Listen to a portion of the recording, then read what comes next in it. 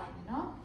ကဲကိုယ့်ရဲ့အိမ်မှာယောဂဆောင်ရှိရဆိုရင်ယောဂဆောင်သုံးမယ်ယောဂဆောင်မရှိရင်အိမ်မှာရှိရင်မျက်နှာသုံးပေါ်အကြီးစားတစ်ထည့်သုံးလို့ရတယ်နော်အဲ့ဒီပေါ်မှာနည်းနည်းလေးခက်ထူထူလေးလို့ခောက်ပြီးသွားရင်အဲ့ဒီပေါ်မှာထိုင်မယ်တင်မနှစ်ဖက်ကပဲဆောင်ပေါ်မှာရှိမယ်နော်ခြေထောက်တစ်ချောင်းတော့ဖျားပေါ်မှာရှိမယ်ပြီးရင်ဒူကွေးမယ် butterfly ခြေထောက်လေးသွားလိုက်ခြေပွားအတွင်းဆောင်ချင်းချင်းအပြင်ဆောင်ချင်းချင်းတိုးနေမယ်ခြေပွားနှစ်ဖက်ကိုလေဒီလိုဘေးကိုချဲချထားပြီးဒူးကိုဖြာဘက်ကိုတွန်းပို့တာမဟုတ်ဘူးเนาะဒူးကိုအားမလျှော့လိုက်ဘူးခြေပွားနှစ်ဖက်ကအတွင်းဆောင်အပြင်ဆောင်ချင်းချင်းတွန်းမယ်အဲ့ဒီနှစ်ခုရဲ့တွန်းအားလေးနဲ့ကိုယ့်ရဲ့ဒူးကိုဖြာဘက်လေးကိုတွန်းပို့မယ်အဲ့ချိန်မှာဒီတင်မစုံအစ်စ်နာလေးကကြွက်သားလေးတင်းလာတာကိုခံစားကြည့်ပြီးတော့ရင်လက်လာမယ်လက်ကခြေသလုံးရိုးလာကြိုင်မယ်လက်ဖွားနှစ်ဖက်နဲ့ခြေသလုံးအယိုးနဲ့တွန်းလိုက်တဲ့အချိန်လေးမတို့ရဲ့ခန္ဓာကိုယ်ပေါ်ပိုင်းတောက်လျှောက်ကိုတင်ပစုံအယိုးနေရာနေပြီးတော့မှဆန့်ထုတ်နိုင်ဖို့အတွက်အကူအညီပေးထားတယ်။ရင်ဘတ်တွေပခုံးတွေအနောက်ကိုဆွဲခွင့်နိုင်ဖို့အတွက်အကူအညီပေးထားတယ်။အခုပုံထဲမှာဗီဒီယိုထဲမှာပြထားသလိုပဲ။အဲ့တော့ခြေပွားအတွင်းဆောင်ပြင်ဆောင်ချင်းချင်းတွန်းတယ်။ကိုယ့်ရဲ့ဒူးလေးကိုဖြာဘက်ကိုတွန်းပို့တယ်။လက်ဖွားနှစ်ဖက်နဲ့ခြေသလုံးအယိုးနဲ့တွန်းတယ်။ရင်မနဲ့ပခုံးအနောက်ဆွဲဖွင့်တယ်ခန္ဓာကိုယ်အပေါ်ပိုင်းခါးဘေးတစ်လျှောက်ခန္ဓာကိုယ်အပေါ်ပိုင်းတောက်လျှောက်ကြောယူဆန့်ထုတ်နိုင်ဖို့အတွက်အကူအညီပေးထားတယ်။အဲ့ရနဲ့ဒါလေးဖြည်းဖြည်းချင်းကိုယ့်ရဲ့ခန္ဓာကိုယ်အပေါ်ပိုင်းကိုရှေ့ကိုဆွဲယူလာတယ်။ကြောယူလေးဆန့်ထုတ်ရင်းနဲ့ပြမစော့စစ်နေရာနေဆွဲမယ်ခါးနဲ့နဲ့ယုံနေရာနေဆွဲဘူး။ဒီမှာတထောင်ကွေးသွားတယ်လက်ဖြန့်ယိုးကပေါင်ပေါ်ရောက်သွားတယ်။လက်ဖြန့်ယိုးနဲ့ပေါင်နဲ့တွန်းနဲ့ရင်မနဲ့ပခုံးလေးဆွဲဖွင့်အဲ့မှာဒူးကိုဒီလိုကြီးအားကြီး short ပြီးတော့ဖြာဘက်ကိုမဖိချဘူးခြေပွားနှစ်ဖက်အချင်းအတွင်းဆောင်ပြင်ဆောင်အချင်းချင်းတွန်းတယ်ဒါလေးဒူးလေးကိုနည်းနည်းလေးဖြာဘက်ကိုတွန်းပို့တယ်အဲ့ချိန်မှာတင်မစုံအစစ်နာလေးကကြွက်သားလေးတင်းလာတာခံစားကြည့်အဲ့ကနေလက်ချောင်းထိပ်လေးတွေကိုဖြာပေါ်မှာချမယ်လက်ချောင်းထိပ်ကိုခွက်ပုံစံလက်ကိုခွက်ပုံစံလေးလုပ်ထားတယ်လက်ချောင်းထိပ်နဲ့ဖြာနဲ့တွန်းတဲ့အားလေးနဲ့ကြောရိုးလေးကိုဆက်ရင်းညို့ရိုးလေးကိုဆက်ပြီးသွားရင်လက်ကိုရှေ့ကိုလှမ်းမယ်အမေခါးတွေကော့မလာရဘူးမီးညောင်ရိုးတွေအနောက်ကိုမရောက်သွားရအောင်အဲ့လိုမရောက်ဖို့အတွက်ဆိုရင်1 by out by အတွင်းကိုဆွဲရှက်တယ်ကိုယ့်ရဲ့မီးညောင်ရိုးလေးကိုဆောင်ဘက်ကိုတွန်းပို့တယ်ခုနကပြောခဲ့သလိုပဲခြေပွားနှစ်ဖက်ဒီအတွင်းဆောင်ပြင်ဆောင်အချင်းချင်းကတွန်းနေရမယ်အဲ့တော့မှဒူးကအားမလျော့ပါဘူးအဲ့ဒီနှစ်ခုရဲ့တွန်းအားလေးနဲ့ကိုယ့်ရဲ့ဒူးနှစ်ဖက်ကိုနည်းနည်းညင်ညင်သားလေးဖြာဘက်ကိုတွန်းပို့ကြည့်ဒီမှာခဏလေးနေနဲ့ကိုယ့်ရဲ့ခန္ဓာကိုယ်ကိုခံစားကြည့်ဒါလေးဖြည်းဖြည်းချင်းအနောက်ကိုပြန်နှမ်းလာမယ်ပြီးတော့ရင်ခြေထောက်နှစ်ဖက်ကိုဘေးဘက်ကိုဆန့်ထုတ်လိုက်ဒူးဆန်နေမှတင်ထားတဲ့ပေါင်ရှိကြွက်သားတွေညှစ်ထားတဲ့ပေါင်ကြွက်သားတွေကိုဖြာဘက်ကိုတွန်းပို့တယ်ခြေပြားကော့ထားတယ်ခြေဦးတွေကဒီလိုဘေးကိုမရိုက်လာဘူးခြေဖနာအတွင်းအပြင်တွေကိုတခြားလေးသုံးတယ်1 by out ပိုင်းနဲ့အတွင်းကိုဆွဲရှက်ထားတယ်ပြီးသွားပြီဆိုရင်ခြေထောက်နှစ်ဖက်ကိုလာစုမယ်โอเคအဲ့ကနေဘယ်ဒူးကွေးမယ်ဘယ်ဘက်ခြေပွားကိုညာဘက်တကောက်ကြောရဲ့အောက်ထဲကိုထည့်မယ်ညာဒူးကွေးမယ်ညာဘက်ခြေပမိုးကိုဘယ်ဘက်ဒူးရဲ့ပေါ်မှာလာထားမယ်ခြေထောက်နှစ်ဖက်ကညီညာချင်းပုံစံလိုမျိုးလေးတစ်ထပ်တည်းဖြစ်သွားပြီအဲ့ဒီထားလေးကနေမှကိုယ့်ရဲ့လက်ချောင်းထိပ်လေးတွေကိုဖြာပေါ်မှာချမယ်ခြေထောက်အရှိဖြာပေါ်မှာချလိုက်တယ်ပေါ့နော်လက်ချောင်းထိပ်ရဲ့အကူအညီနဲ့ကြောရိုးကိုဆန့်ထုတ်တယ်ရင်းညို့ရိုးမှတင်ပြီးဆန့်ထုတ်တယ်ရင်မနဲ့ပခုံးနောက်ဆွဲဖွင့်တယ်ရှူသွင်းတယ်ရှူထုတ်တယ်1 by out ပိုင်းနဲ့အတွင်းကိုဆွဲရှက်တယ်တင်မနှစ်ဖက်မီးညောင်ရိုးကိုဆောင်ဘက်ကိုတွန်းပို့တယ်လက်ကိုရှေ့ကိုလှမ်းသွားတယ်ကိုဘယ်လောက်ထိလှမ်းရမလဲဆိုတာသတ်မှတ်ချက်မရှိဘူးကိုယ့်ရဲ့ခန္ဓာကိုယ်ပေါ်မှာပဲမူတည်ရနော်အဲ့ဒါလေးပဲရှူသွင်းတယ်ကြောရိုးဆန့်တယ်ရှူထုတ်တယ်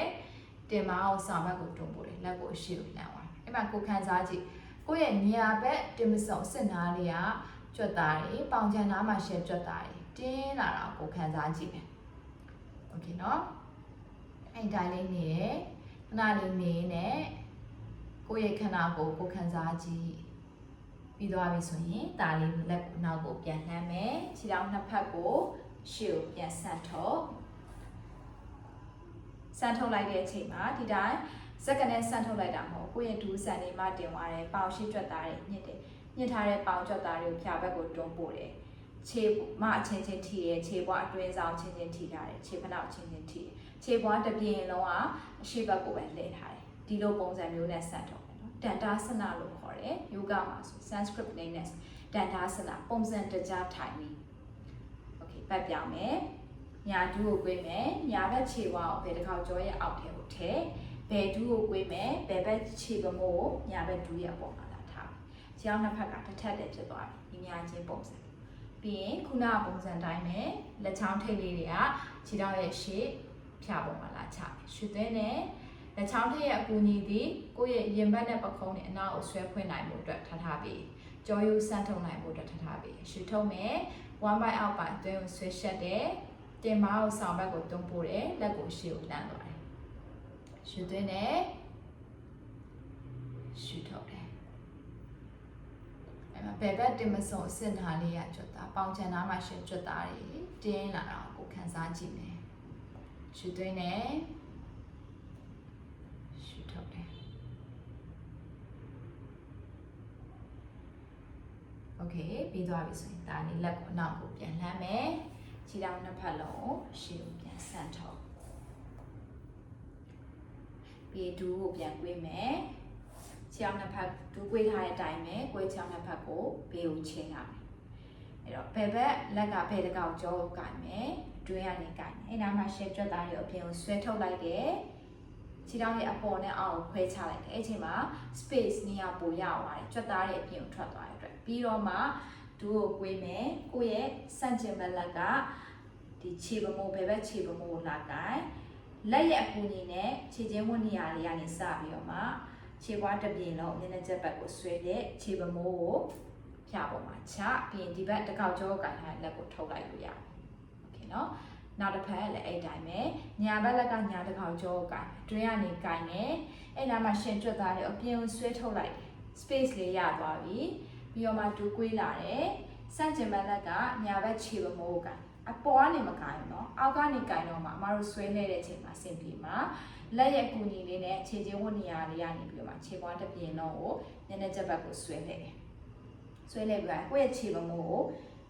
ဘယ်ဘက်ပေါင်ရင်းနေရာမှာလာထားတယ်ထားပြီးသွားရင်ဒီဘက်တစ်ကောက်ကြောကိုင်ထားတဲ့လက်ကလွတ်လိုက်တော့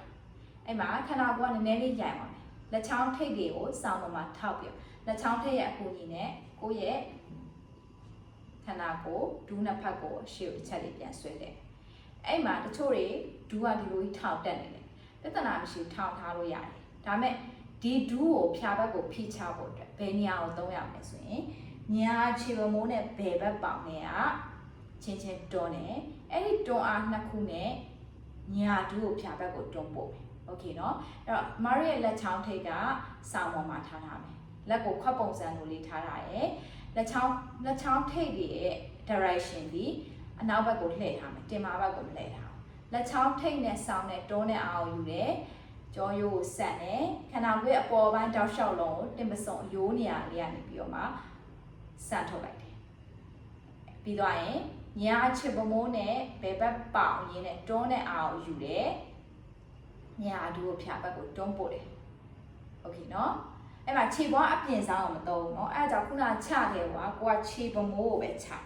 ခြေပမိုးကိုသုံးမယ်ခြေပမိုးကိုသုံးတော့မှခြေထောက်ရဲ့အရှေ့ပိုင်းမှာရှယ်ကြွက်သားတွေကိုလာပြီးတော့မှထိမယ်ခြေထောက်ခြေပမိုးအလုတ်လုတ်ခြေပမိုးသုံးလိုက်တဲ့အချိန်မှာခြေထောက်အရှေ့ဘက်မှာရှယ်ကြွက်သားတွေစပြီးတော့အလုတ်လုတ်ပါတယ်ခြေပမိုးနဲ့ပေါင်ရင်းနဲ့တွန်းတယ်ညာဒူးကိုဖြာဘက်ကိုတွန်းပို့တယ်ဒူးကဖြာဘက်ကိုမရောက်လေရတယ်ပြဿနာမရှိဘူးအမေအဓိကရည်ရွယ်ချက်ဒီခြေပမိုးနဲ့ပေါင်နဲ့တွန်းတယ်အဲ့ဒီနှစ်ခုရဲ့တွန်းအားကြောင့်ဒူးကဖြာဘက်ကိုရောက်တယ်အဲ့အချိန်မှာညာဘက်ပေါင်တင်မစုံအစ်စ်ပေါင်ရင်းတင်မစုံအစ်စ်နာမှာရှိရဲ့ကြွက်သားတွေကအလုံးလုံးသွားတယ်အဲ့ကြွက်သားတွေရဲ့လှုပ်ရှားမှုတွေကောင်းလာအောင်လို့လေ့ကျင့်ပေးရအဲ့တော့လက်နဲ့တွန်းပြီးဒီလိုကြီးမဖိချအောင်နော်ခြေထောက်ကပဲအလုံးလုံးလက်ကိုအသုံးပြုပြီးဒီလိုကြီးဖိချတာမျိုးမလုပ်ဘူးကိုယ့်ရဲ့ခြေပမိုးနဲ့ပေါင်နဲ့အချင်းချင်းတွန်းလိုက်တယ်အဲ့အချိန်မှာဒူးကိုဖြာဘက်ကိုတွန်းပို့တယ်အဲ့ဒီအချိန်မှာကိုယ့်ရဲ့ဒီတင်ပစုံစစ်နာလေးကကြွက်သားတွေစပြီးတော့မှအလုပ်လုပ်လာတယ် လက်နဲ့သွားပြီးတော့မဖိချဘူးအဲ့တိုင်းလေးလှုပ်ရင်နဲ့ရှုသွင်းရှုထုတ်လေးနဲ့ကိုခံစားကြည့်ရင်နဲ့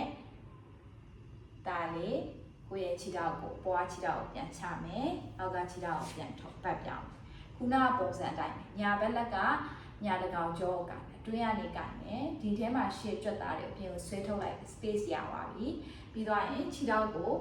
စီခုံနာလေးဆွဲကပ်ပြီးဆန့်ကျင်ဘက်လက်က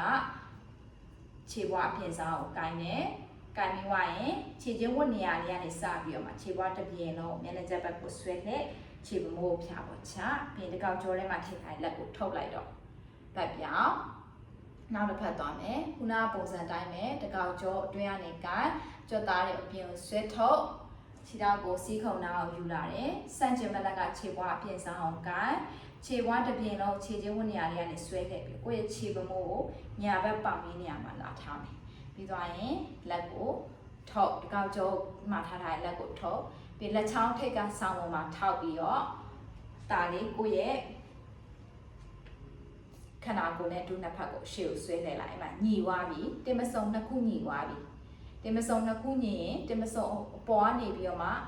အယိုးပေါ်နေတက်လာတဲ့ခန္ဓာကိုယ်ပေါ်ပိုင်းတောက်လျှောက်ညီမယ်လက်ချောင်းထိတ်လေးတွေကအနောက်ကဆောင်းပေါ်မှာထားရတယ်လက်ကိုခွက်ပုံစံလိုလေးထားရတယ်လက်ချောင်းထိတ်ရဲ့ direction တွေနောက်ကိုပဲလှည့်ထားတယ်လက်ချောင်းထိတ်ရဲ့အကူညီနဲ့ခန္ဓာကိုယ်ပေါ်ပိုင်းတောက်လျှောက်ဆန်ထုတ်တယ်ဘဲချီပမိုးနဲ့ညာဘက်ပေါင်နဲ့ချင်းချင်းတွန်းတယ်အဲ့ဒီနှစ်ခုရဲ့တွန်းအားနဲ့ကိုယ့်ရဲ့ညာဒူးကိုဖြာဘက်ကိုတွန်းပို့တယ်လက်နဲ့သွားမဖိချဘူးခြေထောက်ကပဲလှုပ်သွားတယ်ဘဲချီပမိုးနဲ့ညာပေါင်နဲ့တွန်းတယ်အဲ့ဒီနှစ်ခုရဲ့တွန်းအားနဲ့ညာဘဲဒူးကိုဖြာဘက်ကိုတွန်းပို့တယ်အဲ့ချိန်မှာဘဲဘက်တင်မစုံစစ်နာလေးကကြွက်သားတွေစပြီးတော့မှလှုပ်လာတယ်ဒါလေးခဏလေးနေမယ်ပြီးတော့ဆိုဒါလေးခြေထောက်ကိုပြန်ချမယ်โอเคဒီနေ့အတွက်တော့ဒီလောက်ပါပဲအားလုံးအဆင်ပြေမယ်လို့မျှော်လင့်ပါတယ်ကျေးဇူးတင်ပါတယ်